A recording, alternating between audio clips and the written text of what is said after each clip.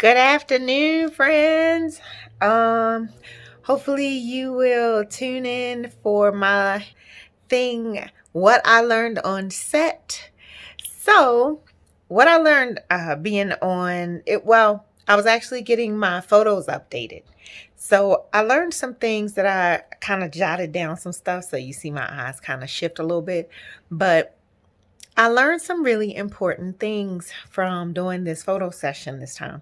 When an agent says stuff like, "Oh, you have to take these pictures and work with this photographer," that's legit, because it ain't.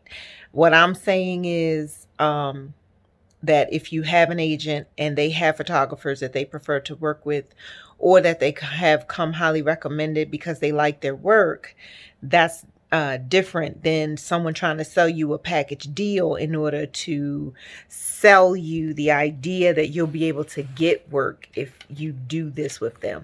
That's different. One of them is a scam. So, anyway, I really wanted to kind of chat with you, sorry, about one a few things that I learned. One was, what was it? How to talk to your makeup artist, the MUA. Okay, so super valuable to your life, right? Everybody says if you really want to know what's going on with folks, talk to their makeup artists. So anyway, it's kind of like the people that work in the kitchen in the mansion, like they all where they see everything. Anyway, my issue as a black actress is a lot of people don't know how to do a black female's makeup, a black male's makeup too. And so what they tend to do is they tend to make us too dark, or they it depends on what kind of look you're going for. As an actress, we need a more natural headshot. So you don't necessarily want a glamour look, right? And sometimes makeup artists, they do this glimmery sheen on your cheeks, which is great. It's really pretty for a glamour shot. But when someone is trying to book you to be on a show or a commercial, they need to see the most natural, close to raw you that they're going to have walk in on set, because that may be the person they want. And when you look on television, they want you to sorry, y'all, I'm gonna turn my phone off. But they want you to turn in a certain raw look because they want you to look like the people that are like everybody else. So they don't want a glamorous person that doesn't look like the everyday person, because when they're trying to sell a product, they want someone who looks like everybody else to sell that product, so and to look honest enough to sell the product so they can make some coin. So you can make some coin, right? And so it's definitely a cycle that you have to understand. With that being said, what I did was I asked the photographer, listen, your MUA, does she do brown skin? Does she do dark brown skin? What kind of experience does she have with that? And then she sent me her links on Instagram, and I was able to go and look at her work, and I was like, man, she does really amazing work. I really love the pretty of the cheeks. When she does my face, could we go more natural on the cheeks so that they're not so glossy, or, they have that shimmer, which is pretty. Like I said, I like it, not for actor headshots, but honey, for a photo shoot or for like a everyday brush, it still has a natural look, but you don't want to be glimmering and glistening and doing anything extra when it comes to actor headshots, because they really just want to see you. That's the girl, my girl cat. She's somebody wants some lovins. But so anyway, and that is how that was one thing. So how to talk to your MUAs is really just like know their work.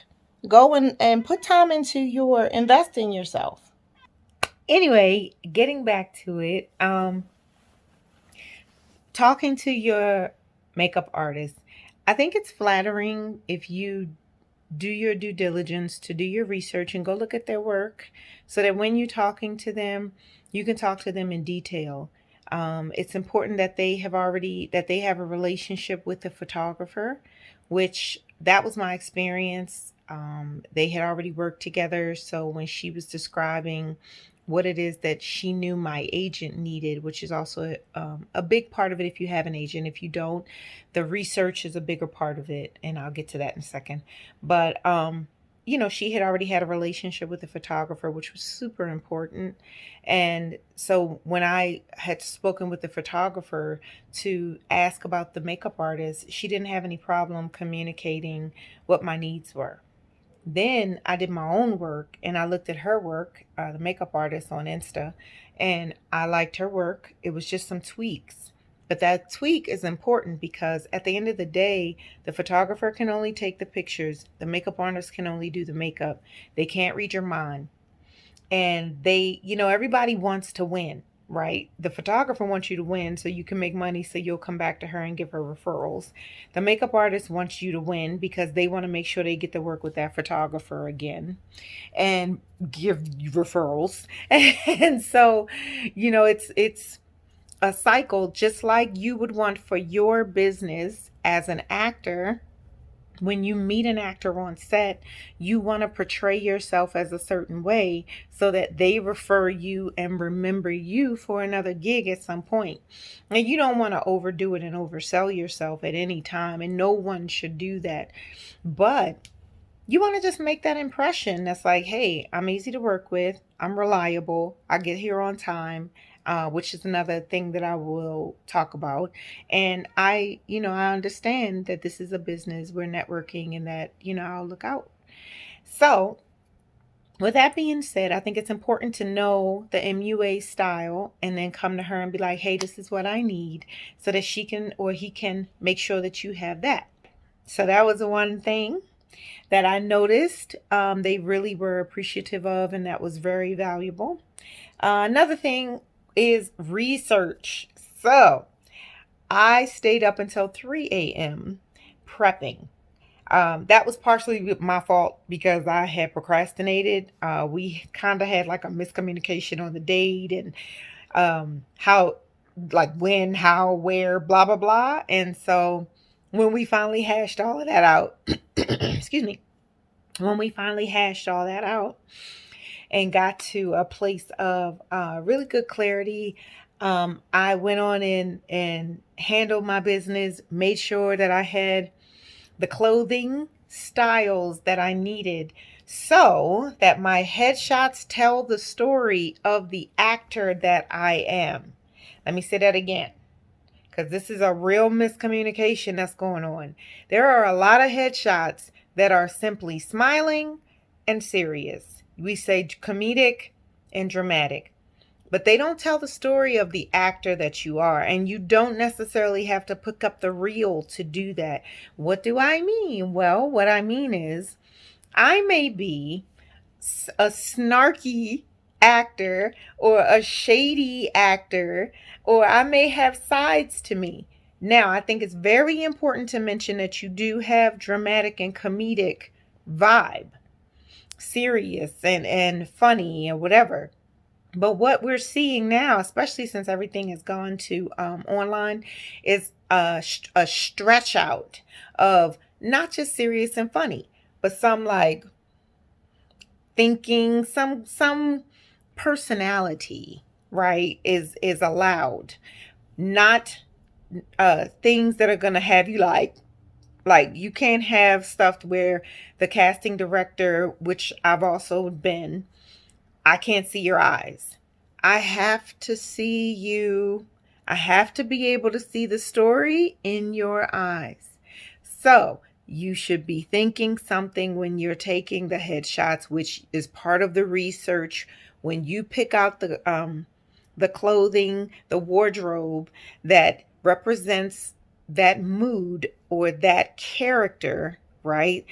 The mom or the nurse or the doctor, the bad guy, the bad girl, whatever. That bad guy or bad girl needs to have a certain way of thinking that's like, I don't know if you want to fuck with me, right? So that all has to tell that story from that one piece of wardrobe. You can't just rely on the clothing. What else? So It's important to do that research and know what 3 to 5 looks that the photographer is going to be taking with you. That keeps everybody's time within respect, and you might be able to get a little bit of extra shots, right? Just because you have more time, or because the photographer may really just love working with you so much. These things really matter, you know? I just want you to do your research and what that entails. Have your 3 to 5 looks, all the way down to the hair and makeup, honey.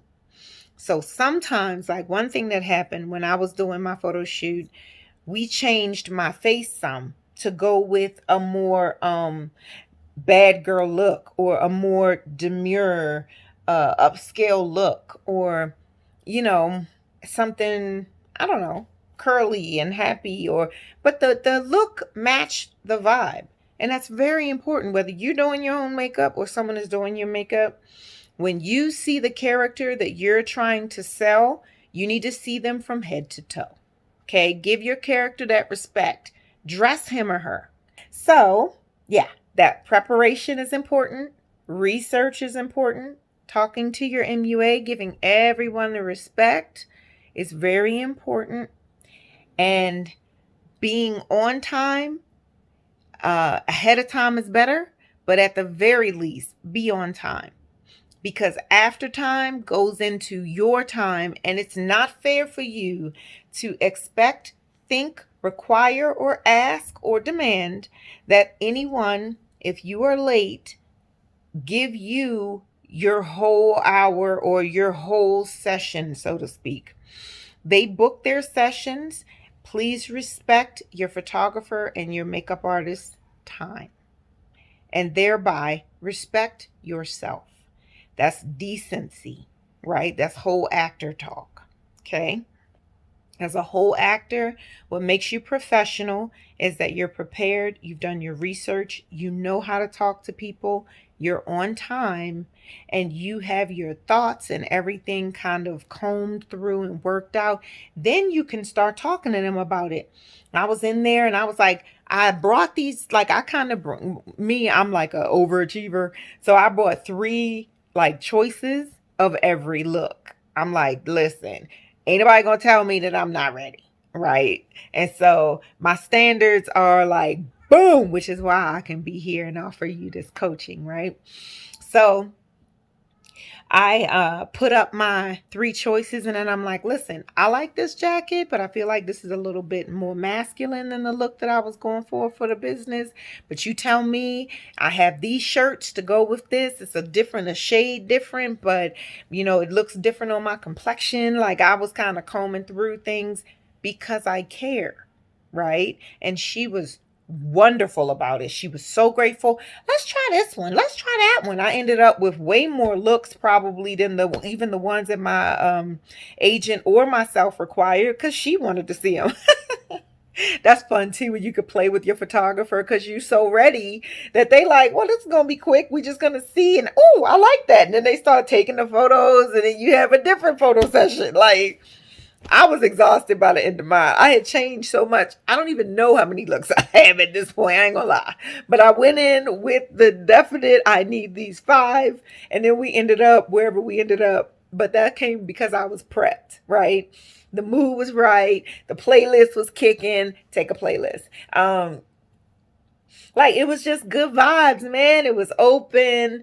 The lighting, usually the photo sessions are probably going to be early because they want that daylight, depending on your photographer, depending on what you're going for, right? All I'm saying is those things are so important. Way up here, right? And the final thing, everybody needs follow-up. Everybody needs follow-up, dude. Like, I'm going to say at the end of my video, please like and comment, and, comment, ask me a question, or ask me, you know what? Yeah. Ask me something that you may want to know that happens on set, right? Or that you don't know happens on set because you haven't experienced being on set yet.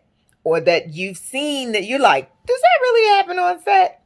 Ask me questions. That'll be great. We can communicate, right? That doesn't mean I'm going to answer them all, but because, well, I'll get to them. But, anyway, I'm trying to keep it to a specific subject per video.